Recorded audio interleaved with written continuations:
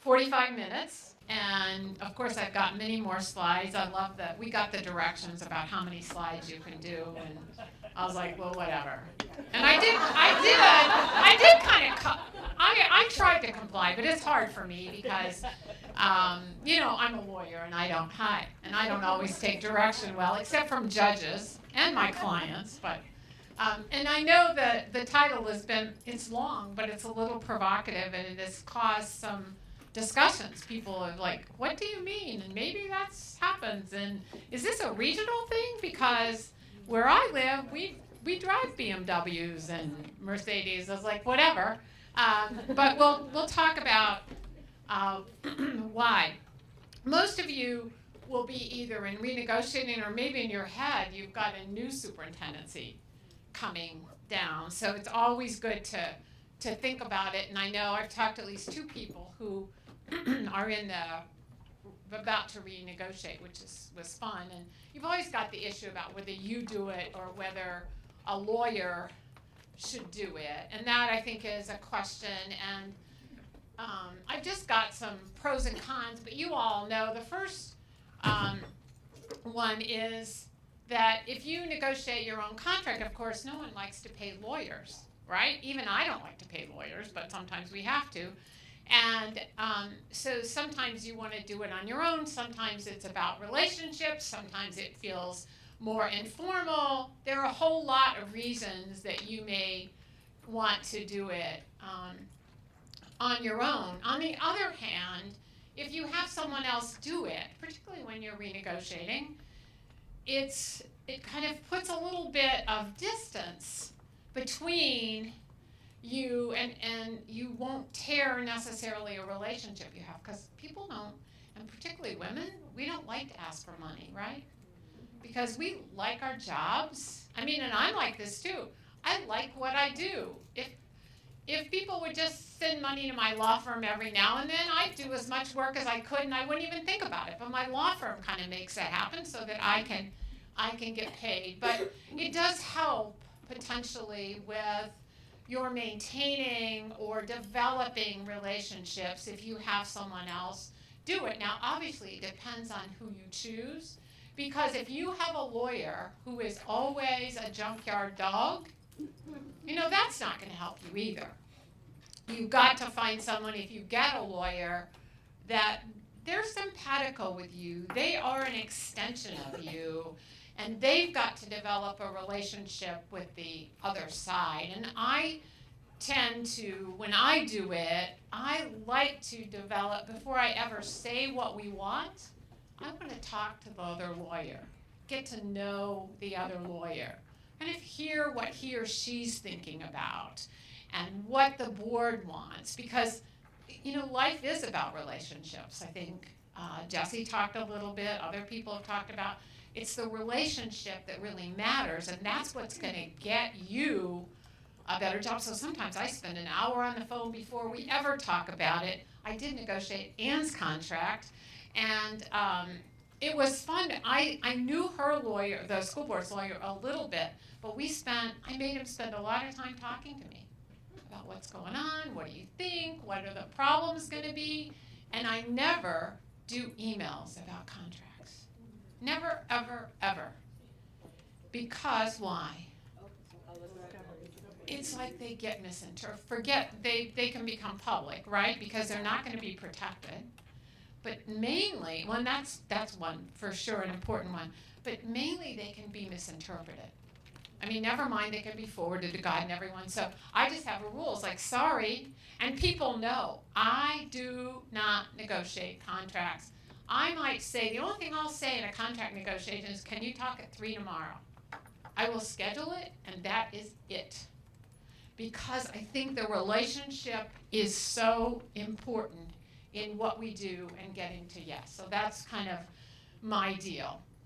I do want to say, when I started doing this, I started about 20 years ago by a friend who does not understand the word no. And she said, when you negotiate my contract, it's like, no, it was a renegotiation. No. She said, well, no, but you have to do it because you're my friend. I was like, no. And I said, I've never done one of these contracts. I don't know what I'm doing. You have to do it. So that kind of started it, because I said yes before it was over, because that's what you do for your friends. And it's been interesting. I've probably done about 200 of them now, which is way too many and maybe more. This is just an easy one to think about. Sometimes the board doesn't have the power to negotiate, right? Sometimes it's the city council, sometimes it's the mayor. Typically it is the board, but you got to understand who has the power to negotiate. The most important thing to think about, and you guys all have existing contracts, so you've got some good templates, is what is it you want, and define what you want as much as you can. So if someone said, oh, well, we don't have to worry about that, we'll deal with that later, that's going to cause me a big concern. I want to know more. What do you mean? So, for example, I'll just use an example here, and you'll see a provision. You'll see a slide about this later. Here's an example. I like to put in the contract about board superintendent communication. It's a separate provision. Now, sometimes you'll see some of these in your duty section. It's like, no, this isn't your duty. This is about relationships with the board. So, board superintendent communication. So it starts like this. By X date, the board and the superintendent will meet to discuss the process and procedures for how they will work together and communicate. And they will annually review that process and those procedures. And I think that's a critical piece. It sends a message. That's just one of the, why I like to define the terms. I'm all about relationships. I just talked about that. Here's a list, and you guys have this PowerPoint, and you should feel free to use it however you want. But here's a range of terms, and there are many more that you could use. Someone said to me this morning, how long should a contract be? And we'll talk about that in a minute. I just talked about board superintendent communication, so you can see some examples. By the way, this is the one I hate. Performance compensation. Not good. They need to pay you what they need to pay you. And here's just some other examples. So the length of your contract. So how long should your contract be? And the answer is lawyer's terms. It depends, right? So in Maryland, where I live, the state says it's a 4-year contract. Can't be less, can't be more. If you don't start on July 1, you don't have a contract on July 1, you will be an interim for the rest of the year in Maryland.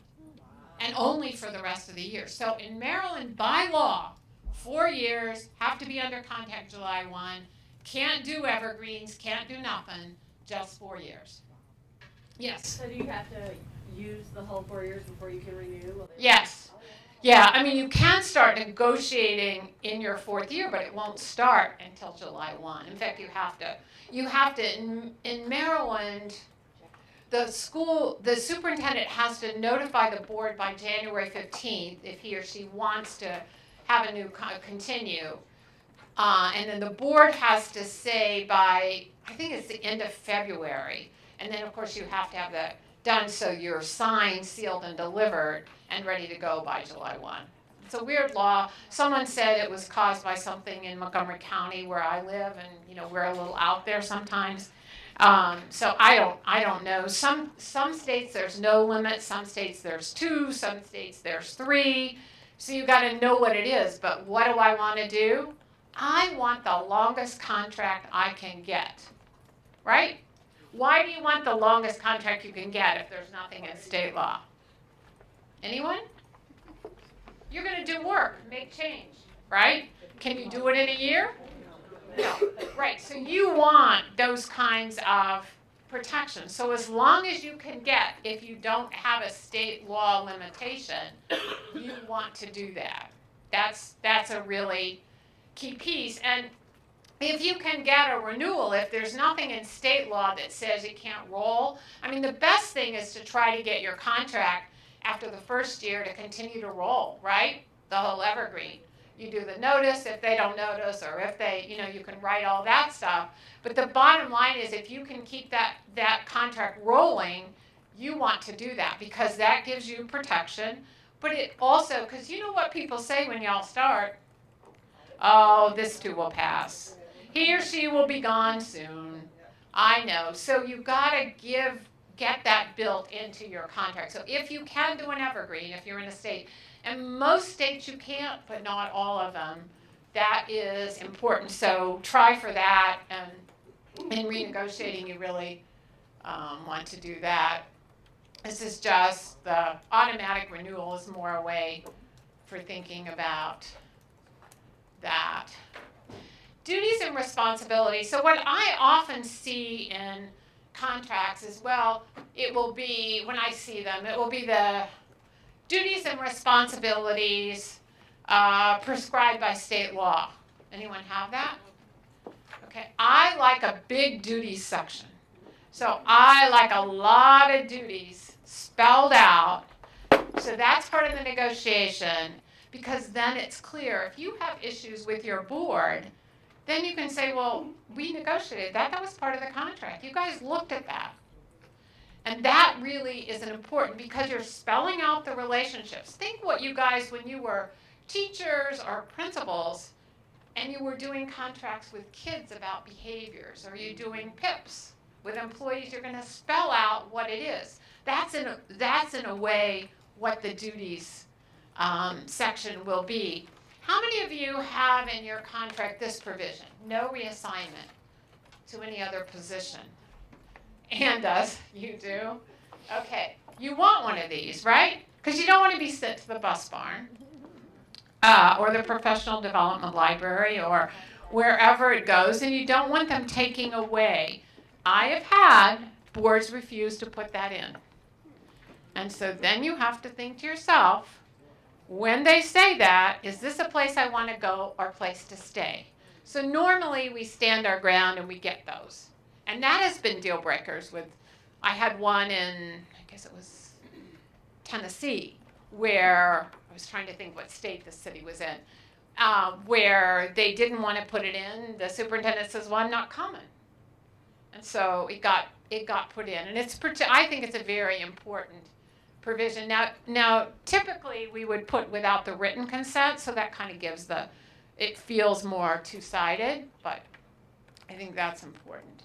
Here's what I talked about the section I really like about how do you communicate and how do they communicate with you, making sure that, and sometimes this third bullet will be in your duty section, but making sure you get to go to board meetings and the board meetings you're supposed to go to and when you can get excluded. How many of you have this last bullet? Okay, requiring that material criticism, complaints, and suggestions to the superintendent for investigation, appropriate action. You want one of those, right? Because if there's an issue, I mean, obviously, I don't like it that Ann goes to Starbucks every morning. I mean, and someone complains about that. It's like, really? What's that about? But bringing that so that you know what it is and you can point to that. It's like, well, you never brought that to me. That's really an important piece. This is how we're going to communicate and how we're going to work together. So if you're renegotiating, it'll be a little hard to get some of this in, but you probably should try to do it. So the next one is base salary. All right, so how do you determine what your base salary should be? Anyone? How do you determine it for people who have negotiated their contract or someone's negotiated for them? Comparable, like, so what in the area and what the previous superintendent, anyone else got anything that you looked at? Yes. Because I was an experienced superintendent, that was also taken into consideration. Okay, the experience of the superintendent. It's funny, I would argue that for you, but I also argue for a beginning superintendent. It's like, hey, you want this person, you shouldn't pay them any less. So I argue it both ways, right? Depends on who I'm arguing for, but I can come up with reasons for doing that. Thanks for helping with this. So it's a previous superintendent, the region, the state. Then looking at comparable districts. throughout the,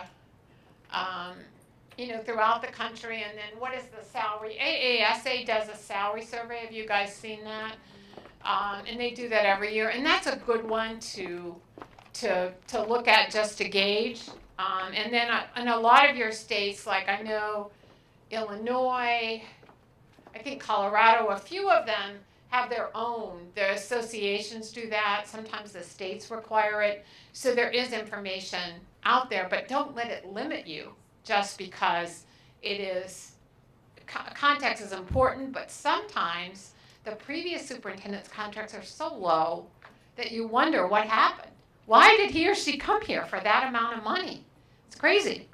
So that's what you need to, you obviously want a raise, right? Everyone wants a raise after their first year, and what do you do it? I recommend that you build that into the contract, that not that after the first year, the last thing you want to do, or any other year, is talk about an increase, right? So you want to push, if you can, and you can't always get it, is an increase. So when you're renegotiating, I suggest you try to build that in so that will keep building. And so there are lots of ways to do it and where you do it. So the collective bargaining agreements, I know sometimes those can become problematic because people say, oh, well, she or he just wants a raise because it was going to give the teachers a raise because he or she wants a raise. So you have to kind of deal with that issue, but that's an important one. Performance compensation, I hate. When I work in contracts, if the previous superintendents have had them, I take them out. Why am I not a fan of performance compensation? Anyone have them? Who has them? New Jersey has merit, so. Do you have to do it by state law? I've done a couple No. New Jersey contracts. Well, and you also have a salary cap, right? We just lifted it on Friday. Yay! Yay! Congratulations. But so what are the? Does anyone else have one? So you've got kind of a state law thing. So no one has them. Interestingly enough, don't get them to put them in, because they should pay you what you deserve to pay, and what people will try to do is lowball you with a base salary and say, oh, we'll give you that in performance compensation. And you're shaking your head, yes, right? Well, they had to. It was the only way To get the money, so you had to. Now hopefully you can make some changes, and there are positive things about it, but mainly if you read stories about performance compensation, what happens is it becomes political. You can't take it because there's a budget situation, you can't take it because you make a lot more money than teachers, you work 24/7, you have to deal with your school board, all of those things. So I really recommend to get them. It's like, no, I need my base. I need to get paid for what I'm worth. I don't want to have to worry about, and that is critical. So there was one in the IPS,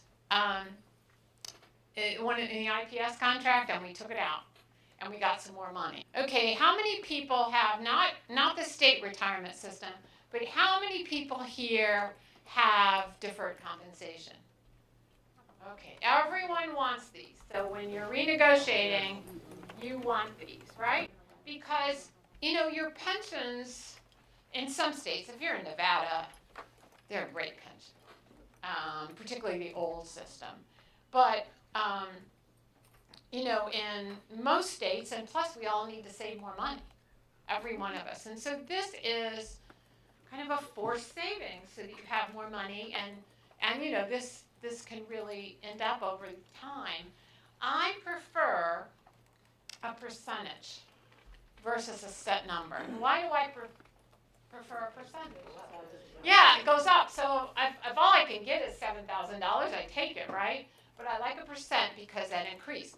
I also like how often would I want this deferred compensation to be paid if I can get it? What's the best? Not annually, but monthly. If I can't get monthly, I want quarterly. If I can't get quarterly, I want every 6 months, right?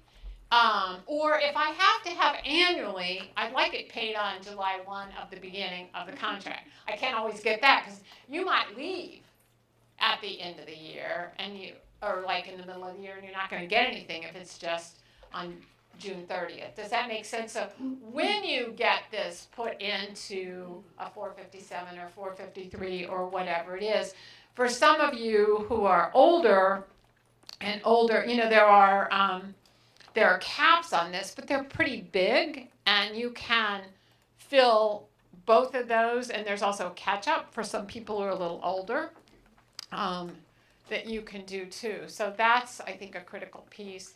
The retirement benefits, obviously, you guys know, states now, this vesting, this is another reason to do deferred compensation. It takes forever to vest. Some places now are 10 years. Well, okay, if you've been in the state a long time, that's great. But if you're moving around, that's not so great. 10 years, what's the average tenure? Yeah. But if, let's say the average tenure for a superintendent is it's less than 5. If you stay in the state, that's okay, or you can come back, it's okay. But that's really a problem, and that's another reason to goose up your 457 or 453 so that you've got that. But here's a key provision. I was talking with people at breakfast, is if you can get the board to pay their proportion that they have to pay, as well as your proportion, that is money to you. So they can either pay it or you can get reimbursed for it. So in most states, it's 5 to 6% that the board pays in. And if the board paid your share, it would be 5 to 6%, and that's real money. And a lot of times, so I always talk about Larry Lunchbox and Susie Sixpack. These are the people that try to figure out how much money you're making in your contract. Most people don't understand that when it says the board will pay the board and the superintendent's portions of the retirement. Most people don't understand that one. So if you can get that or reimburse, that is a really, really good thing. Also buying years. Some states you can buy years because that helps you vest. I have a friend in Michigan who went to Michigan, and we couldn't get the board to start buying immediately, but they started buying, I think, at the end of her 3rd year. She's now been there 10 years, and she's, I think, got almost 20 years in the Michigan retirement system. That's pretty good. It's very costly, but that is a really good thing, and it's another way for you to get vested and potentially get some salary. Those provisions are pretty easy to write. The professional development, I assume everyone's got a provision like this. Now, this one, where I've gotten a few of them, not many, pushback I've gotten when the superintendents wanted that in his or her contract is like, well, if he or she needs a coach, then I'm not sure that he or she is ready to be a superintendent. So then I just shut up about that one. That's the good thing about me. Oh, I'm just exploring things that we might put in the contract. I don't know that the superintendent would really want that. I just have things I think about, but I've heard it. Tuition reimbursement is a good one. This may seem like a simple one, but of course you want them to pay for you to be members of community organizations. But don't forget things like it's not just the fees, it's other things that you have to do. Like you might have to buy a table, or you might have to have lunch. Speaking and other professional, with or without honorarium, you want that language in your contract. Typically, this is going to have to be sometimes with approval. The language will say with approval from the board. I always say, no, with approval from the board chair. Because I represent school boards, right? That's most of my life in terms of, I help do policies, I help do other things, and you don't want the whole school board doesn't need to waste their time. It has to be delegated if you can get it to the board chair. And of course, you can imagine where in the country has this become a controversial one? Baltimore County, right? So people are sensitive about this one because the superintendent went to jail. And so there's a lot more scrutiny I'm seeing, not just in Baltimore County, but other places about this. And also, make sure you're cool with conflict of interest policies and all of those things. The evaluation, this may seem simple to you, and I don't know what your evaluation process looks like, but what I like is that the board and the superintendent work together to come up with the form and the criteria. It's a joint process. So sometimes I get pushback about that. No, the board will do that. It's like, well, talk to me about this relationship that we're going to have then. If that's up to the board. So I like to say the superintendent will suggest the evaluation form, and then the board and the superintendent will discuss it and come up with a form and a process. A lot of contracts don't have when these evaluations are going to get done, and then everyone gets in trouble, right? And sometimes school boards, we'll get it done. It's like, no, I like dates because that protects you. It also protects the board, but that is, and I don't have in this, nope, I must have taken it out. So for evaluation, I think that I like to write in that you'll do a self-appraisal on the form, and that goes to the board. That's like a first draft. Did you have a question? I do. What? So from the superintendent perspective, if you have in your contract that you're going to be evaluated annually, and I agree, I like having dates in there. What's the teeth if they don't do it? I mean, usually in your final year of a contract, if they don't do it by a certain date, legally, you're renewed. There is a problem, right? Yeah, but what if it's year 2 of year 3 and there's no evaluation, and you tell them I need evaluation and they don't do it? Yeah, well, I think that's where I'd get help from the school board's lawyer, because they're breaching the contract. And obviously you're not going to threaten them that you're going to quit or do whatever, but get some help, because you want those evaluations because they're going to be good. Because if they then try to say, well, we need you to go, he's like, well, I'm kind of confused here. Because here are these 3 evaluations that you did. So I'm kind of confused about the feedback that we've been getting here. So let's talk about it. So it really opens up a conversation about that. So I think it's good documentation for you. How many have this self-appraisal? If you don't put it in or do it anyway. Yes? One of the things I did to make sure that they did my evaluation was I put it on the board calendar immediate, like it's in November. So on board calendar in November, I send them their evaluation. They get it back to the board clerk. I do mine. I present it to them. I'm always harder on myself than they are on me. But then it's just done because it initiated for me instead of waiting for them to initiate. Good. That's exactly what I do too. Put it on the board calendar. I think that's a great, and giving them your self-appraisal, that kind of gets everyone talking. And if the board has to do an evaluation, which they do in some states and some districts, have that just gets the process and the conversation going on, because that does protect you when they decide. Well, it protects you when you want to renegotiate, and it protects you if they get funky. Like, I'm just confused about what y'all are saying, because 2 months ago y'all said X. So what's up with that? Oh, the confidentiality issues, make sure you've got those. Does anyone have residency? Yeah, those are funky, right? But you can understand why you need to have them. And because you're in the community now in Connecticut or Massachusetts where people could live down the road and the line's funny, it may not be so important, but I think it is important if they require you to move, like all of a sudden your board said, well, now you have to move and you're renegotiating, you want to get them to help with moving expenses. So technology, this is a pretty easy one, but I just like necessary to carry out the duties. And then I'll put included, blah, blah, blah, blah, blah, blah, blah. And I want the monthly fees because sometimes people say, well, he can have a smartphone but not a tablet.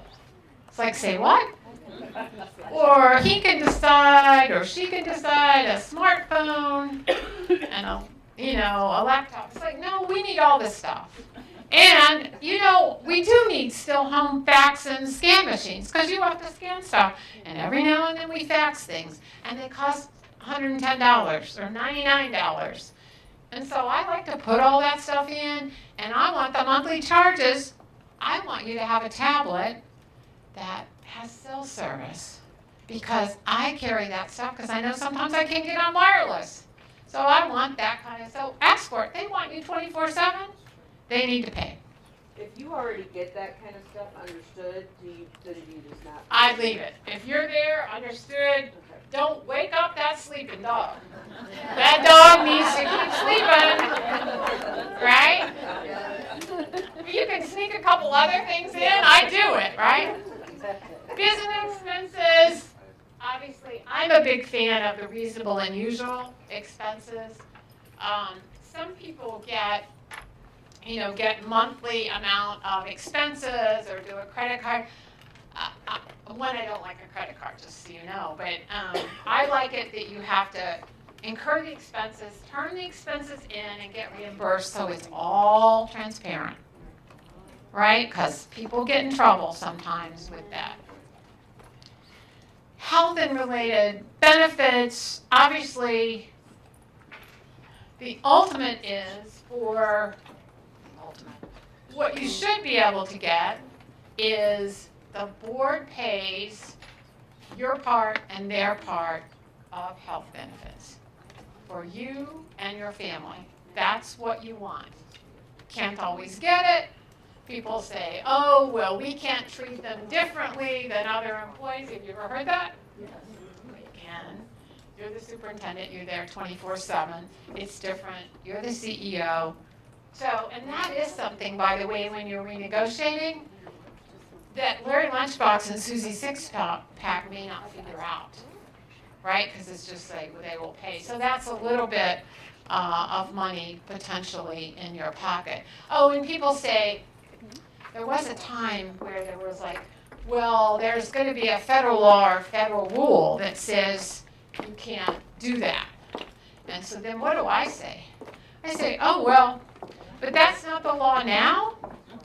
And let's just write a provision. If it becomes the law, then we can do that if you really push it. Because it's not the law. It didn't happen. But there are still lawyers for school boards out there that are pushing that. And so you should be treated differently because you are treated differently.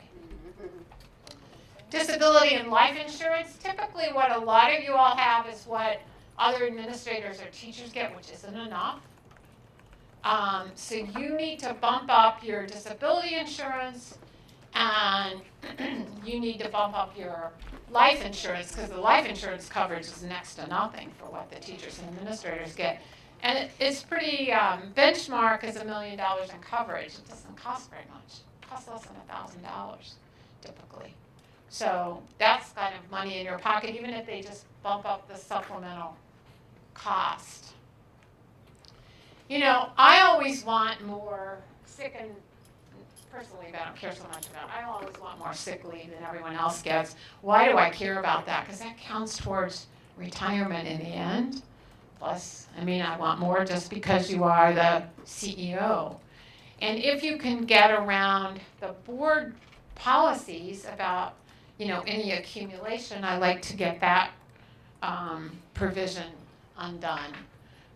Vacation, I always want more vacation days for you, even though people are saying, I'm not going to be able to take that vacation. Get more. You deserve more. You might be able to take more sometimes. You might be able to take kind of a, and I really want more, like I'd like 5 days more, or whatever we were talking at breakfast this morning, so that it also writes a provision, particularly if you've got accumulation cap, which almost every school district does, is that you could cash out a certain number of days at the end of each year. Because that's more money in your pocket.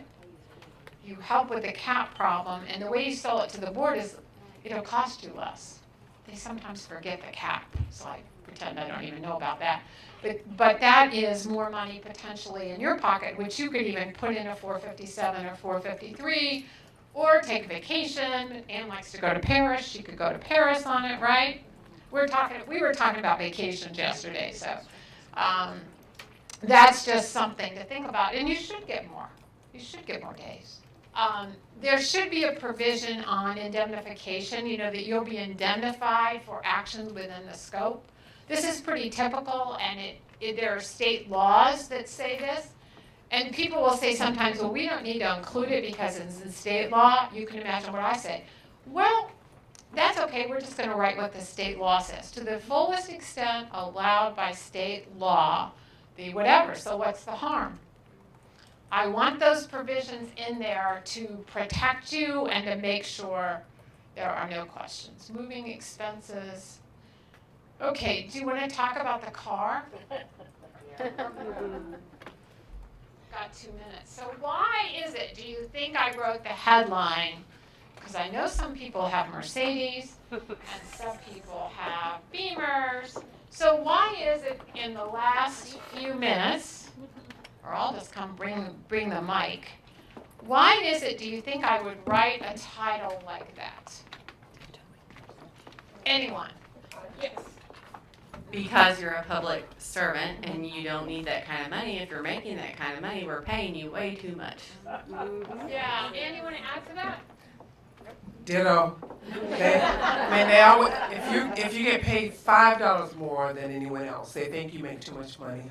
So if you're driving a car that indicates you're in a particular strata, then they perceive that as further insult to injury. So it's just not a good idea. So here's my new friend that I met last night at dinner. I love these conversations we have.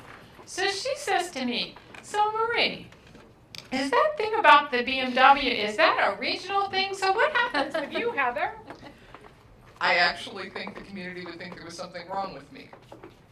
She's in California, people. California, everybody, you pull up to a county superintendent's meeting and there isn't a domestic car in the parking lot.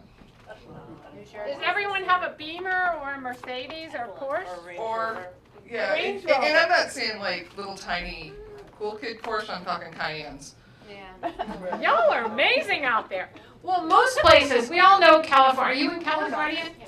Okay, we all know California is different, right? But in most of the places, In New York. in most of the places, I think people look at that.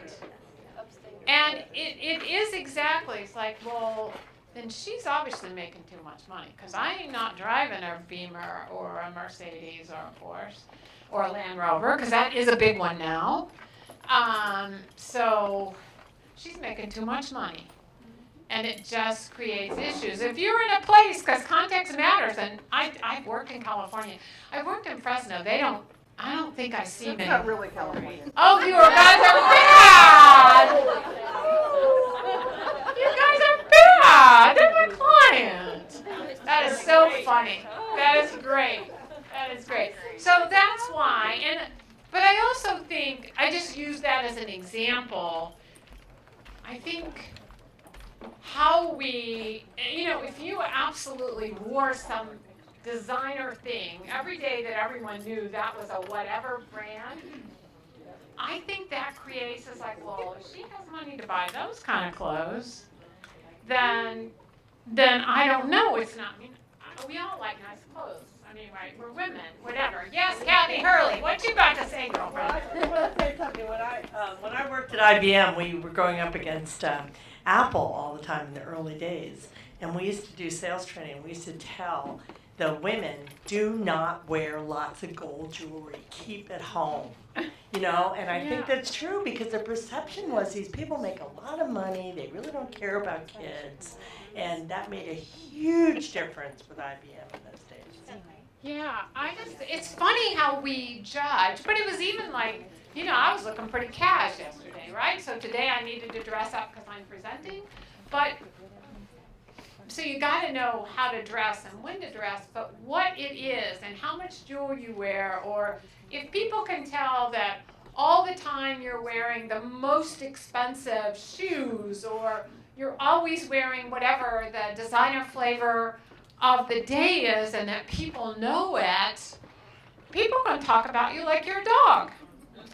And I love my dog though, so that's not the nicest way to say it, but it's funny because we have to walk such a fine line about what we dress and how we do, and probably even in some places, what's your house look like, right? What development you're in. I mean, it shouldn't be like that, but you are public servants. People make judgments about you, and we want to get as much money as we can get because your job's so hard. So how you walk that line is so critical. But now I know about California. It's like, okay. And I think it's cool. And your cars are usually clean and shiny, too, out there, right? It doesn't rain. It doesn't rain, exactly. She said there was an earthquake, what you had the other day, and all people did, they're so calm out there, they just held their coffee cup up so it wouldn't slosh on the table.